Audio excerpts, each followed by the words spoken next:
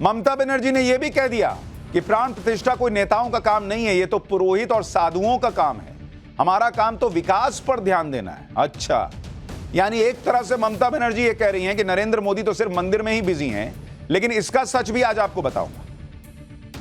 क्योंकि सच ये है कि जिस राम राज्य की हम बात करते हैं, कल्पना करते हैं, वो राम राज्य क्या हो सकता है? कोई प्रभु राम थोड़ी हो सकता है, कोई प्रभु राम के जैसा काम थोड़ी कर सकता है। लेकिन प्रभु राम जिस तरह से जो सबसे पिछड़ा तबका है उसके लिए भी सोचते थे, सबको इकट्ठा करते थे, अगर वही कहीं भी हो जाए तो वही दरअसल राम राज्य है, जहां सबको सम्मान मिले, नारी को सम्मान मिले, पिछड़े समाज को सम्मान मिले, यही राम राज्य है। और क्या है? और यही काम नरेंद्र मोदी ने किया है, इसकी रिपोर्ट आई है। सच यह है कि विपक्ष नरेंद्र मोदी के खिलाफ जो भी माहौल बना ले, राहुल गांधी, ममता बनर्जी जो कह लें, लेकिन सच यह है कि नरेंद्र मोदी का ध्यान सिर्फ राम मंदिर निर्माण पर नहीं बल्कि राष्ट्र निर्माण पर भी है। आज ही नीति आयोग की रिपोर्ट आई है जिसमें बताया गया है, आप देखिए कि क्या काम हुआ है बॉस देश के अंदर। आप कहेंगे कि ये तो जबरदस्त चीज हो गई। 2013-14 से लेकर 2022-23 कितना साल हो गया? 9 साल हो गया ना बॉस। ये 9 साल में देश के अंदर नरेंद्र मोदी ने क्या किया है? 24 करोड़ 82 लाख लोग, ये क्या हुआ है इन 24 करोड़ 82 लाख लोगों के साथ? ये गरीबी रेखा से ऊपर आए। ये 24 करोड़ लोग 24 करोड़ 82 लाख, मतलब अगर मोटे तौर पे पकड़िएगा तो करीब 25 करोड़ लोग इस देश में बीते 9 साल में गरीबी रेखा से ऊपर उठे। और इसको अगर आप हर साल में तोड़िएगा तो हर साल करीब करीब 2 करोड़ 75 लाख लोग गरीबी रेखा से बाहर निकले। हर साल 2.25 करोड़ लोग। और इसमें सबसे ज्यादा संख्या कहां है आपको पता है?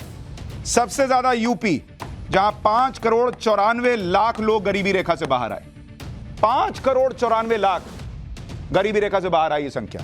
उसके बाद है बिहार, जहां पर 3 करोड़ 77 लाख लोग गरीबी रेखा से बाहर आए।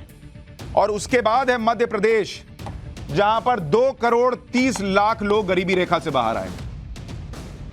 अब आप सोचिए, 25 करोड़ लोगों का गरीबी के फेर से बाहर आना कोई छोटी बात नहीं है बॉस। 25 करोड़ तो कई देशों की जनसंख्या नहीं होती है, जितने लोग इस वक्त जो है वो गरीबी रेखा से बाहर आए बीते 9 साल। तो और क्या बेहतर होगा अगर आप गरीब के लिहाज से सोचिए कि उसको ऊपर उठने का मौका मिल रहा है। और ऐसे बड़े काम एक दिन या कुछ महीने में नहीं होते, बल्कि ये बड़े काम लगातार ग्राउंड पर चलते रहते हैं। तो ऐसा नहीं है कि खाली नरेंद्र मोदी मंदिर बनवा रहे हैं। मंदिर तब बन जाए और प्रभु श्री राम की कृपा तो तभी ना बरसी जब ये 25 करोड़ लोग गरीबी रेखा से बाहर आए।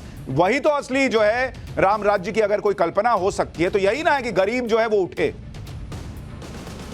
गरीबी घटने पर नीति आयोग की नई रिपोर्ट के मुताबिक भारत में मल्टी डायमेंशनल पॉवर्टी 17.89% तक कम हुई है। साल 2013-14 में मल्टी डायमेंशनल पॉवर्टी 29% पे थी, जब नरेंद्र मोदी प्रधानमंत्री नहीं बने थे 29% पे थी। अब ये 2022-23 में घट के 11.2% पर आ गई। 17% डाउन हुई है ये। अब आप सोच रहे होंगे कि भाई ये मल्टी डायमेंशनल पॉवर्टी होती क्या है, ये किस चिड़िया का नाम है? दरअसल ये गरीबी को मापने का एक तरीका है जिसमें यह देखा जाता है कि किसी गरीब के पास हेल्थ, एजुकेशन और स्टैंडर्ड ऑफ लिविंग की कितनी सुविधा है। रिपोर्ट तैयार करते हुए यह भी देखा जाता है कि गरीब बच्चों को कितना न्यूट्रिशन मिल रहा है, स्कूलिंग कितनी हो रही है, गरीबों के पास कुकिंग फ्यूल कितना उपलब्ध है, शौचालय है कि नहीं है, पीने के पानी की सुविधा है कि नहीं है, बिजली है कि नहीं है, मकान है कि नहीं, संपत्ति है कि नहीं, बैंक अकाउंट है कि नहीं। ऐसे 12 फैक्टर देखे जाते हैं। और नरेंद्र मोदी सरकार का यह लक्ष्य है कि जो मल्टी डायमेंशनल गरीबी है उसको और घटाना है। मनमोहन सरकार के 29% से घटा के 11% ले आए और वो मोदी कह रहे हैं, नरेंद्र मोदी, कि इसको घटा के 1% पे ले आएंगे। नीति आयोग के मुताबिक साल 2024 में ही मल्टी डायमेंशनल पॉवर्टी का रेट सिंगल डिजिट में हो जाएगा। और इस रिपोर्ट में यह भी दावा किया गया है कि भारत गरीबी को कम करने के अपने 2030 के लक्ष्य से बहुत आगे चल रहा है अभी। नीति आयोग की रिपोर्ट में यह भी बताया गया कि नरेंद्र मोदी के टाइम में गरीबी घटने की रफ्तार पहले के मुकाबले तेज रही। रिपोर्ट कहती है कि 2015-16 से 2019-21 के बीच गरीबी घटने की सालाना रफ्तार 10.66% रही, जबकि 2005-6 से लेकर 2015-16 के बीच, जिसमें ज्यादातर समय मनमोहन सिंह प्राइम मिनिस्टर थे, गरीबी घटने की सालाना रफ्तार 7.69% थी। यानी नरेंद्र मोदी पीएम बने तो गरीबी घटने की रफ्तार करीब 3% और बढ़ गई। नीति आयोग की रिपोर्ट में पीएम मोदी ने अपनी खुशी और गरीबी को कम करने के अपने कमिटमेंट को फिर दोहराया। पीएम मोदी ने कहा कि ये नतीजे बहुत उत्साहजनक हैं, समावेशी विकास को आगे बढ़ाने और हमारी अर्थव्यवस्था में परिवर्तनकारी बदलावों पर ध्यान देने की हमारी प्रतिबद्धता को दर्शाता है। पीएम मोदी ने कहा कि उनकी सरकार चौतरफा विकास की दिशा में काम करती रहेगी और हर भारतीय के लिए समृद्ध भविष्य सुनिश्चित करेगी।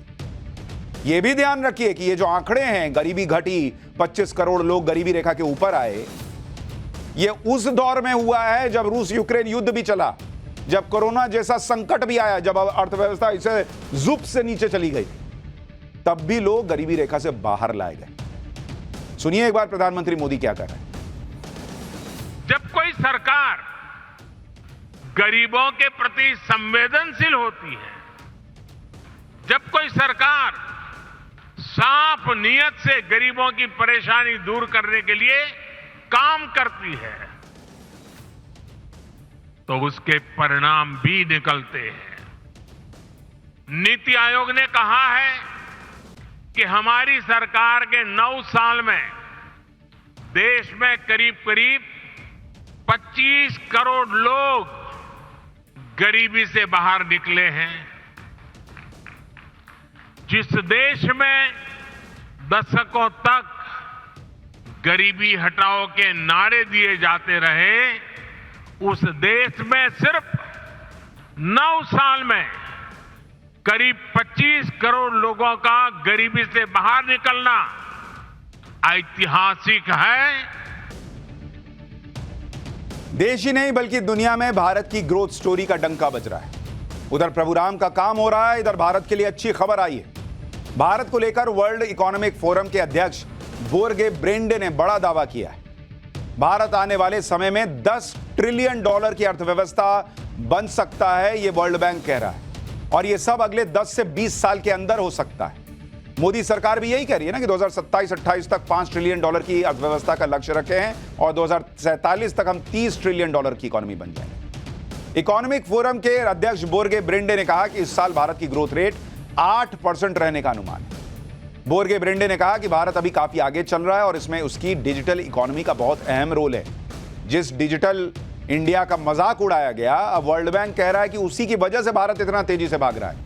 वर्ल्ड इकोनॉमिक फोरम, माफ कीजिएगा, वर्ल्ड इकोनॉमिक फोरम के अध्यक्ष कह रहे हैं डिजिटल इकोनॉमी दोगुनी तेजी से बढ़ रही है। वर्ल्ड इकोनॉमिक फोरम के अध्यक्ष ये भी मान रहे हैं कि भारत लगातार रिफॉर्म कर रहा है और नई दिल्ली यानी मोदी सरकार इसकी अहमियत को समझ रही है। यानी दुनिया, वर्ल्ड इकोनॉमिक फोरम, दुनिया कह रही है कि भारत और गति पकड़ने वाला है। भारत की तेजी जो है, आगे बढ़ने की तेजी और नजर आएगी। नरेंद्र मोदी की सरकार में भारत की इकोनॉमी रॉकेट बनी हुई और इसी वजह से भारत में बड़ी बड़ी कंपनियां चलाने वाले अधिकारी भी देश की ग्रोथ स्टोरी को लेकर काफी पॉजिटिव हैं। एक सर्वे में 86% भारतीय सीईओज ने माना कि अगले 1 साल में भारत की अर्थव्यवस्था और बेहतर होगी।